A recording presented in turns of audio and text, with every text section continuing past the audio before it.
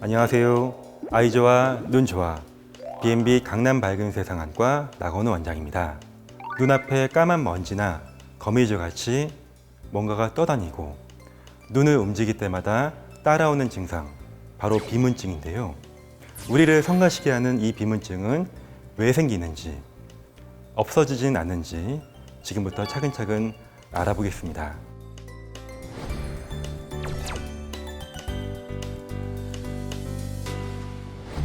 비문증은 나에 비해 모기 문자를 써서 마치 모기나 날파리 같은 검은 점이나 거미줄 같은 것들이 시야에서 보이는 현상입니다. 주변에 비문증으로 고생하시는 분들 한 분쯤 계시지요. 의외로 그만큼 흔하고 생활에 불편함을 주는 증상입니다. 비문증을 이해하기 위해 우리 눈안을 가득 채우고 있는 이 유리체에 대해 먼저 알아보겠습니다. 유리체는 눈 안을 가득 채우고 있는 투명한 젤리 같은 물질로 대부분은 물로 이루어져 있지만 히알루론산 그리고 콜라겐이라는 두 가지 중요한 구성 물질이 서로 조화를 이루면서 투명한 젤 상태를 유지합니다. 하지만 유리체가 노화되면은 뒤쪽부터 액체로 변하기 시작하면서 망막에 붙어있던 유리체가 뚝 떨어지게 됩니다. 유리체가 떨어져 나가는 이 과정에서 시신경 주변에 조직들이 동그랗게 묻어 나오고 이렇게 둥근 형태의 고리 모양 부유물이 만들어지게 됩니다. 이런 고리 모양 형태의 비문증이 우리가 느낄 수 있는 가장 흔한 형태의 비문증입니다. 또한 이 유리체 자체가 원래는 둥근 공 모양인데 노화되면서 약간 쭈그러지게 됩니다. 이 과정에서 유리체를 구성하고 있던 콜라겐이 한쪽으로 쏠리고 뭉치게 되면서 비문증을 유발하는 하나의 원인이 될 수 있습니다.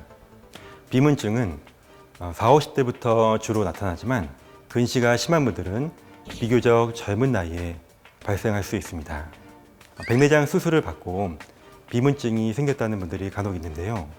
이런 경우들은 크게 두 가지로 나누어서 생각해 볼 수 있습니다. 먼저 원래부터 눈 안쪽에 떠다니는 부유물들이 있었는데 이것이 백내장이 심하기 때문에 가려져서 보이지 않고 있다가 백내장이 제거되고 시야가 환해지면서 떠다니는 비문증으로 느껴지게 되는 것입니다. 두 번째는 눈 안에 채우고 있던 백내장이 제거되면서 상대적으로 눈 안쪽 공간에 여백이 생기게 됩니다. 이때 유리체가 이미 조금 노화되어 있던 50대 이상 분들 중 일부에서 유리체가 앞뒤로 약간 움직이게 될 수 있고 경우에 따라서는 이 붙어있던 유리체가 툭 떨어지면서 주변의 조직이 약간 묻어 나오고 이것으로 인해서 비문증이 발생할 수 있습니다. 하지만 이런 비문증은 백내장 수술 후 일부에서만 생기는 문제임을 염두에 두시기 바랍니다.